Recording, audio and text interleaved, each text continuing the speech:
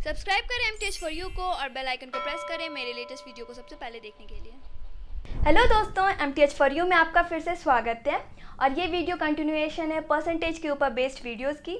अगर आपने previous videos नहीं देखा है तो उन्हें देखें क्योंकि ये कंटिन्यूअस है और मैंने इन्हें डिफरेंट टाइप्स में कैटेगराइज करके आपसे डिस्कस किया है। तो आप प्रीवियस वीडियोस भी देखें, ये वीडियो भी देखें और आने वाले वीडियो भी देखें ताकि परसेंटेज के ऊपर के आने वाले क्वेश्चन आपसे छूटे नहीं। तो चलिए हम डिस्कस करते हैं बाकी के टाइप्स। तो चलिए अब हम डिस्कस करते हैं टाइप 4। टाइप 4 में जिस प्रकार के क्वेश्चंस पूछे जाते हैं वो है, यदि मूल्य में A% की वृद्धि या कमी हो रही है और खर्च में भी B% की कमी या वृद्धि हो जाती है और पहले की खपत X है तो अब की खपत कितनी होगी।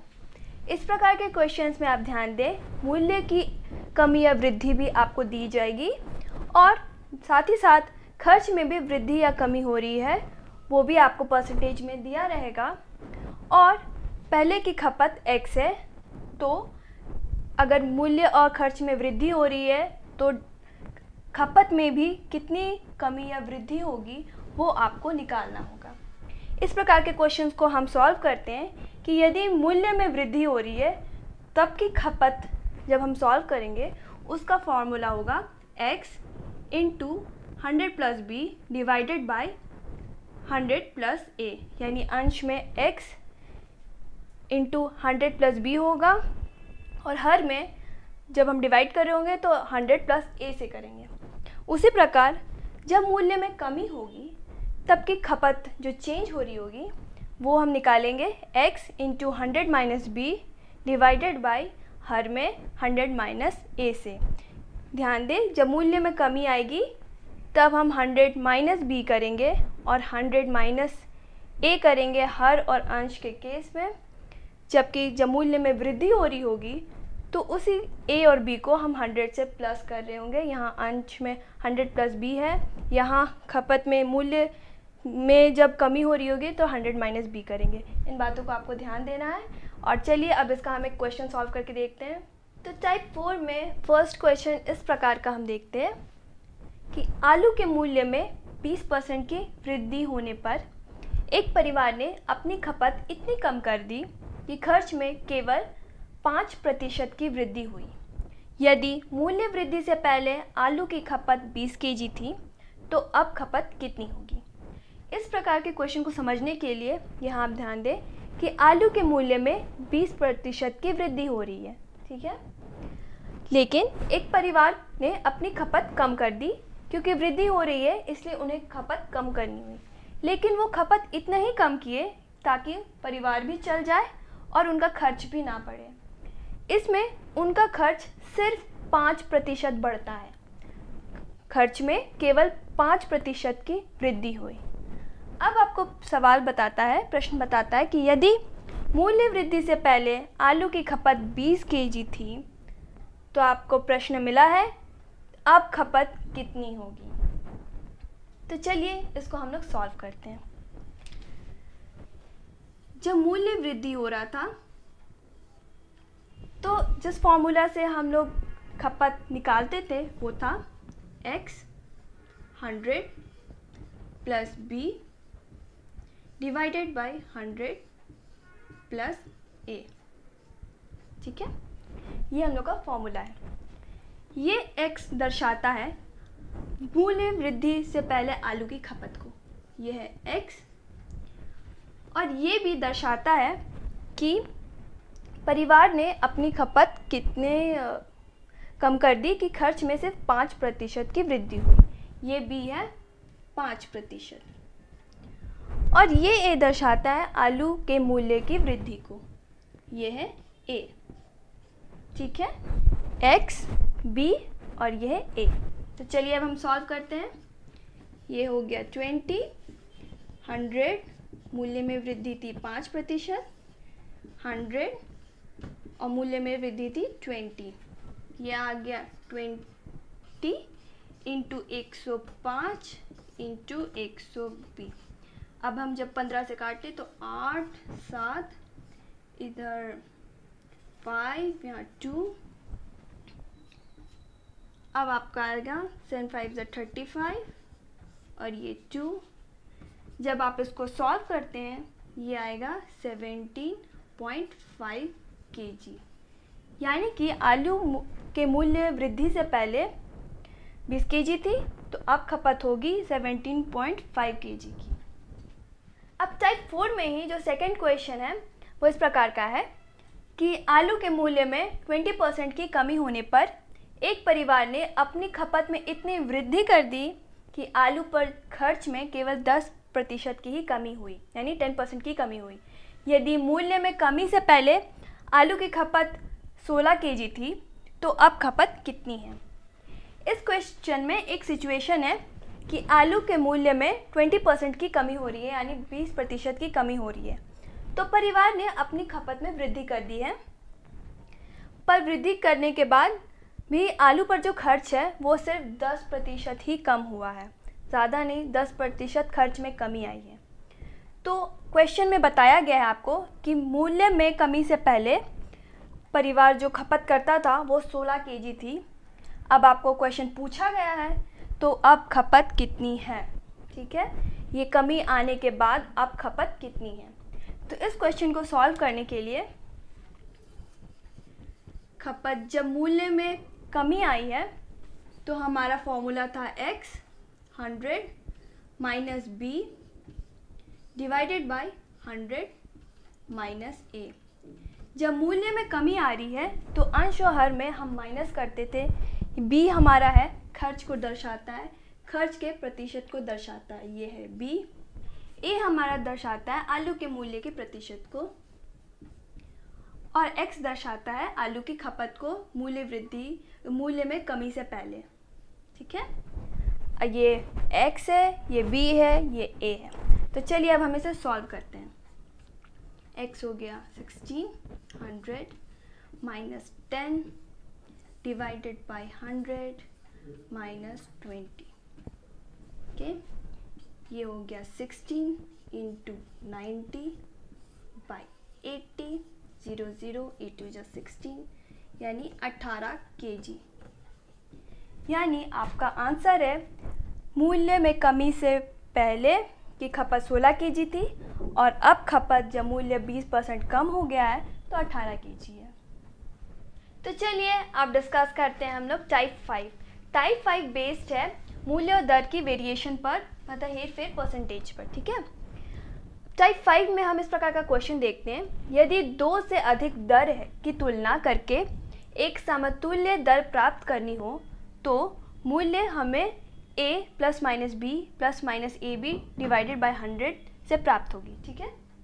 इसे समझने के लिए आप ये समझें कि अगर हमारे पास 2 दर दिया गया है और उन दोनों दर को कंपेयर करके हमें एक समतुल्य दर प्राप्त करनी है, तो उस मूल्य को प्राप्त करने के लिए अगर मूल्य में कमी आ रही है तो ये प्लस माइनस की जगह सिर्फ माइनस होगा, और अगर वृद्धि हो रही होगी तो हम इन सारे मूल्य को ऐड कर देंगे तो हमें एक समतुल्य दर प्राप्त हो जाएगी। तो चलिए हम इसे एक क्वेश्चन बना करके समझने की कोशिश करते हैं। तो टाइप 5 का जो पहला क्वेश्चन हम इस प्रकार देखते हैं कि यदि वस्तु के मूल्य को 10% या 10% से घटा दिया गया है और घटे हुए मूल्य में पुनः 20% और घटा दिया गया है, तो अब वस्तु का मूल्य कितने प्रतिशत से घटेगा। इस प्रकार का क्वेश्चन जब एग्ज़ाम में आता है तो हम ये सोच लेते हैं कि पहले 10% घट रहा था, फिर 20% घट रहा है, तो दोनों को ऐड कर देते हैं, यानी 30% अब घटेगा। लेकिन अगर हम फॉर्मूला से बनाएं तो शायद जवाब थोड़ा डिफरेंट है। तो चलिए हम इसे बना के देखते हैं। मूल्य में कितने प्रतिशत की कमी आएगी। जब कमी आ रही थी तो हमारा था a, ये जो ए बी माइनस था, मूल्य में कमी में हम सिर्फ माइनस करेंगे, यहाँ जो प्लस माइनस था वो भी माइनस सिर्फ करेंगे, यानी ए बी डिवाइडेड बाय 100। ये हमारा फॉर्मूला है जब घट रहा है मूल्य, ठीक है। तो चलिए अब हम बनाते हैं। ए है हमारा 10, जो बी है वो है 20। अब हम इसे सॉल्व करते हैं। -10 -20 माइनस माइनस प्लस हो जाएगा, ए बी होता है 20 इंटू 10/100, ठीक है। -10 -20, ये दोनों ज़ीरो कैंसिल हो गए हैं, तो बचता है हमारा 2, -30 + 2। अब पॉजिटिव और नेगेटिव मिलकर के माइनस हो रहा है, तो यहाँ आएगा -20%। ये सब हम परसेंटेज में निकाल रहे थे, परसेंटेज हमारा बस सिंबल है।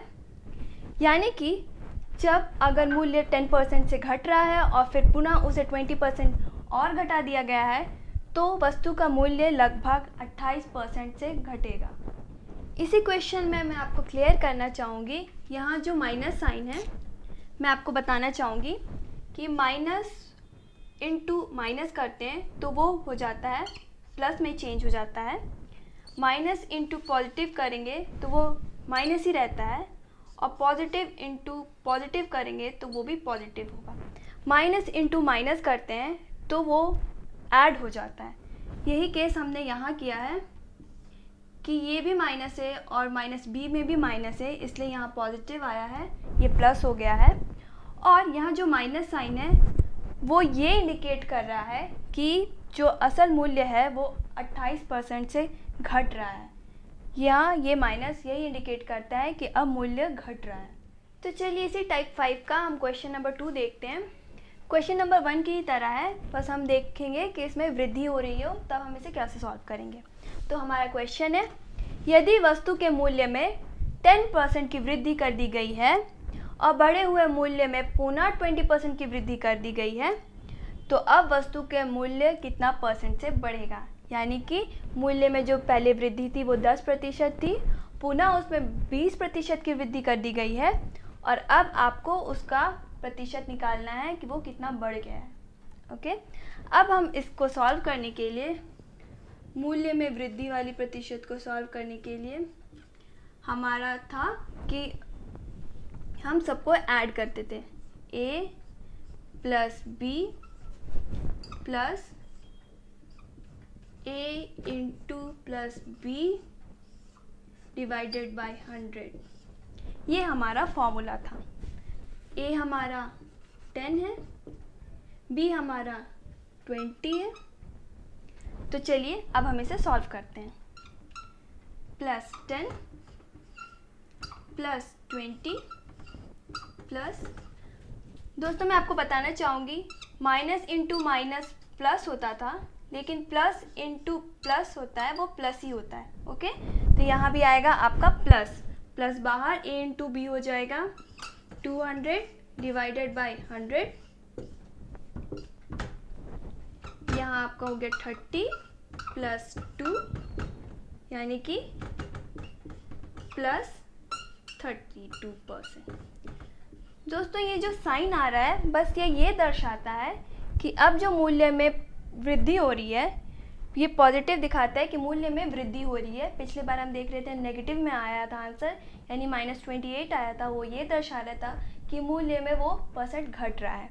तो जब आपको ऑप्शन मिलेगा एग्ज़ाम में, वो +32 या -28 करके नहीं होगा, वो 32% या 28% करके होगा।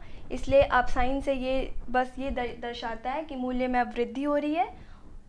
तो आप ऐसे सॉल्व कर सकते हैं इस प्रकार के क्वेश्चन को। तो अब माइनस और प्लस के साइन को समझने के लिए मैंने इसी क्वेश्चन को थोड़ा ट्विस्ट कर दिया है कि अब हम लोग कब माइनस करते हैं कब प्लस करते हैं। तो चलिए हम इस क्वेश्चन को बना के देखते हैं और देखते हैं हमारा क्वेश्चन क्या है। यदि वस्तु के मूल्य में 10% की वृद्धि कर दी गई है, यानी 10% की वृद्धि कर दी गई है, और बढ़े हुए मूल्य में पुनः 20% घटा दिया गया है, तो अब वस्तु का मूल्य कितना % से घटेगा या बढ़ेगा। पहले आपको मालूम था कि ये बढ़ रहा है या घट रहा है, लेकिन अब मूल्य कितना % से घट बढ़ रहा है ये आपको नहीं मालूम है, ये आपको सॉल्व करके पता लगाना है। तो इसी में हम लोग देखेंगे कि माइनस और प्लस कब यूज़ होता है। अब मूल्य में वृद्धि या घटा कितना हो रहा है उसे जानने के लिए हम पहले देख रहे थे, वस्तु में पहले जो वृद्धि कर दी गई है, पहले जो किया गया है वो ये A है, और बढ़े हुए मूल्य में पुनः 20% घटा दिया गया है, यानी ये B है।